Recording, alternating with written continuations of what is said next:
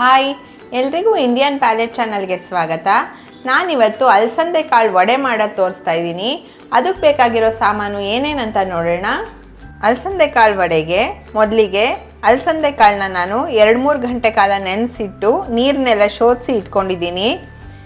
ಜೀರಿಗೆ, ಈರುಳ್ಳಿ, ಕರಿಬೇವು, ಶುಂಠಿ, ಹಸಿಮೆಣಸಿನ್ಕಾಯಿ, ಕೊತ್ತಂಬರಿ ಸೊಪ್ಪು, ಸ್ವಲ್ಪ ಅಕ್ಕಿ ಹಿಟ್ಟು, ಹಾಗೆ ಇಂಗು, ಉಪ್ಪು, ಕರಿಯೋಕ್ಕೆ ಎಣ್ಣೆ ತೊಗೊಂಡಿದ್ದೀನಿ. ಮೊದಲಿಗೆ ನಾನು ಶುಂಠಿ ನೋಡಿ ಸ್ವಲ್ಪ ತೊಗೊಂಡಿದ್ದೀನಿ. ಶುಂಠಿ ಹಾಗೆ ಸ್ವಲ್ಪ ಜೀರಿಗೆ, ಒಂದರಿಂದ ಅರ್ಧ ಸ್ಪೂನಷ್ಟು ಸಾಕು. ಜೀರಿಗೆ ಹಾಗೆ ಹಸಿಮೆಣಸಿನ್ಕಾಯಿ ಹಾಕೋತಾ ಇದ್ದೀನಿ. ನಾನಿಲ್ಲಿ 3 ಹಸಿಮೆಣಸಿನ್ಕಾಯಿ ತೊಗೊಂಡಿದ್ದೀನಿ. ನಿಮಗೆ ಖಾರ ಎಷ್ಟು ಬೇಕೋ ಅಷ್ಟು ಹಾಕೋಬೋದು. ನಾನಿಲ್ಲಿ ನೀರು ಹಾಕ್ತೆ ತರ್ತರಿಯಾಗಿ ಫಸ್ಟು ಇದನ್ನು ಪುಡಿ ಮಾಡ್ಕೊಂಬಿಡ್ತೀನಿ.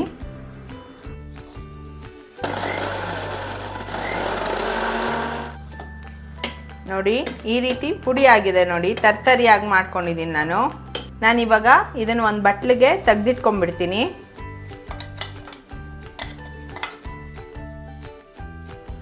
ಇವಾಗ ಇದೇ ಜಾರಿಗೆ ನಾನು ಅಲಸಂದೆ ಕಾಳು ನೆನೆಸಿಟ್ಟಿದ್ನಲ್ಲ ಅದನ್ನ ಹಾಕೋತಾ ಇದ್ದೀನಿ. ಚೂರು ನೀರು ಹಾಕೋದು ಬೇಡ, ಹಾಗೆ ಗಟ್ಟಿಯಾಗಿ ರುಬ್ಕೋಬೇಕು. ಇದನ್ನು ನೀರು ಹಾಕ್ಬಿಟ್ರೆ ನೀರಾಗಿ ಹೋಗುತ್ತೆ, ಚೆನ್ನಾಗಿ ಬರಲ್ಲ ವಡೆ ಅಥವಾ ಬಜ್ಜಿ ಥರ ನೀವು ಯಾವ ರೀತಿ ಬೇಕಾದ್ರೂ ಇದನ್ನು ಕರಿಬಹುದು. ಸ್ವಲ್ಪ ನುಣ್ಣಗೆ ರುಬ್ಕೋತೀನಿ. ಇವಾಗ ನೋಡೋಣ ಯಾವ ರೀತಿ ಆಗಿದೆ ಅಂತ. ನೋಡಿ ಈ ರೀತಿ ನುಣ್ಣಗೆ ರುಬ್ಕೋಬೇಕು. ನಾನಿವಾಗ ಇದನ್ನು ಒಂದು ಬೌಲ್ಗೆ ಹಾಕೋತೀನಿ. ಇವಾಗ ರುಬ್ಕೊಂಡಿದ್ದೀನಿ ನೋಡಿ. ಇದಕ್ಕೆ ಸಣ್ಣದಾಗಿ ಕಟ್ ಮಾಡಿಕೊಂಡು ಒಂದು 5-6 ಎಸಳು ಕರಿಬೇವು ಹಾಕೋತಾ ಇದ್ದೀನಿ.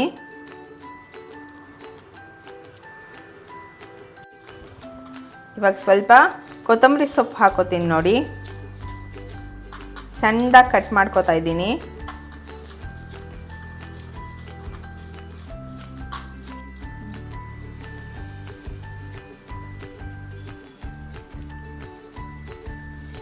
ಹಾಗೆ ನಾನು ಆವಾಗಲೇ ಹಸಿಮೆಣಸಿನ್ಕಾಯಿ, ಜೀರಿಗೆ, ಶುಂಠಿ ಎಲ್ಲ ಪೇಸ್ಟ್ ಮಾಡ್ಕೊಂಡಿದ್ದೆ ನೋಡಿ ತರ್ತರಿಯಾಗಿ, ಇದನ್ನು ಕೂಡ ಹಾಕೋತಾ ಇದ್ದೀನಿ. ಇವಾಗ ಒಂದು ಮೀಡಿಯಮ್ ಈರುಳ್ಳಿ ಸಣ್ಣದಾಗಿ ಕಟ್ ಮಾಡಿ ಇಟ್ಕೊಂಡಿದ್ದೆ, ಅದನ್ನು ಕೂಡ ಹಾಕ್ತಾ ಇದ್ದೀನಿ. ಇಲ್ಲಿ ಈರುಳ್ಳಿ ಬೇಡ ಅಂದರೆ ಸ್ಕಿಪ್ ಮಾಡ್ಬೋದು. ರುಚಿಗೆ ತಕ್ಕಷ್ಟು ಉಪ್ಪು ಹಾಕೋತಾ ಇದ್ದೀನಿ. ಇಂಗು ಅಷ್ಟೇ, ಬೇಕು ಅಂದರೆ ಹಾಕೋಬೋದು. ನಾನಿಲ್ಲಿ ಚೂರು ಹಾಕೋತೀನಿ ಇಂಗನ್ನ. ಈರುಳ್ಳಿ ಹಾಕಿರ್ತೀನಲ್ಲ, ಇಂಗಿನ ಅವಶ್ಯಕತೆ ಏನಿರಲ್ಲ. ನಾನು ಸ್ವಲ್ಪ ಹಾಕೋತಾ ಇದ್ದೀನಿ. ಇದನ್ನು ಕಲಿಸ್ಕೊಂಡು ನೋಡ್ತೀನಿ.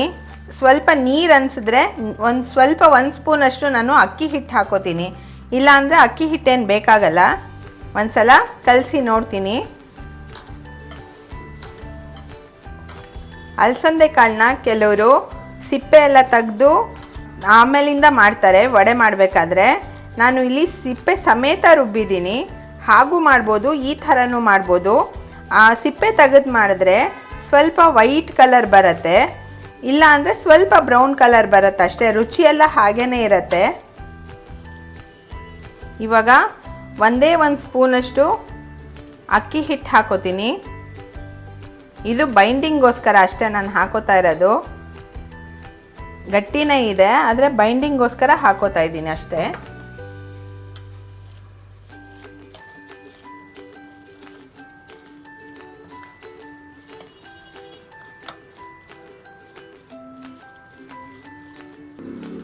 ನೋಡಿ ಇವಾಗ ಆಗಿದೆ, ಎಲ್ಲ ನೀಟಾಗಿ ಕಲಿಸ್ಕೊಂಡಿದ್ದೀನಿ.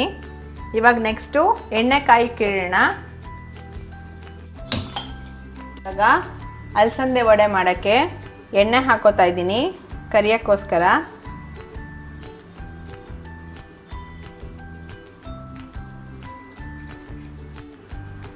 ಎಣ್ಣೆ ಕಾದಿದೆಯಾ ನೋಡೋಣ ಫಸ್ಟು.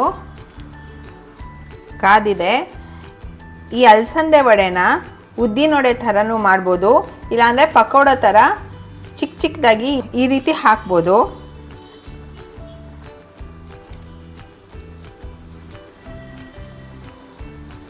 ಇವಾಗ ಚೆನ್ನಾಗಿ ಎಣ್ಣೆ ಕಾದ್ಮೇಲೆ ಮೀಡಿಯಮ್ ಫ್ಲೇಮ್ ಇಟ್ಕೋತಾ ಇದ್ದೀನಿ ನಾನು.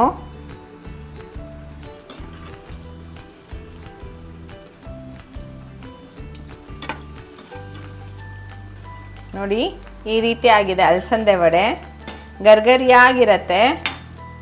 ಇವಾಗ ಒಂದು ಪ್ಲೇಟಿಗೆ ಹಾಕೋತಾ ಇದ್ದೀನಿ ನೋಡಿ.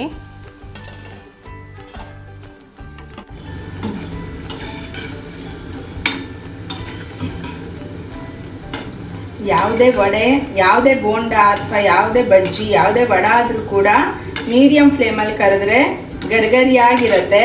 ಇಲ್ಲಾಂದರೆ ಮೇಲೆಲ್ಲ ಆಗಿರುತ್ತೆ, ಒಳಗಡೆ ಹಸಿ ಹಸಿ ಹಾಗೇ ಇರುತ್ತೆ ಹಿಟ್ಟಿಟ್ಟು. ಅದಕ್ಕೆ ಮೀಡಿಯಮ್ ಫ್ಲೇಮಲ್ಲಿ ಕರೆದ್ರೇ ಒಳ್ಳೆಯದು. ನೋಡಿ ಈ ರೀತಿ ಆಗಿದೆ.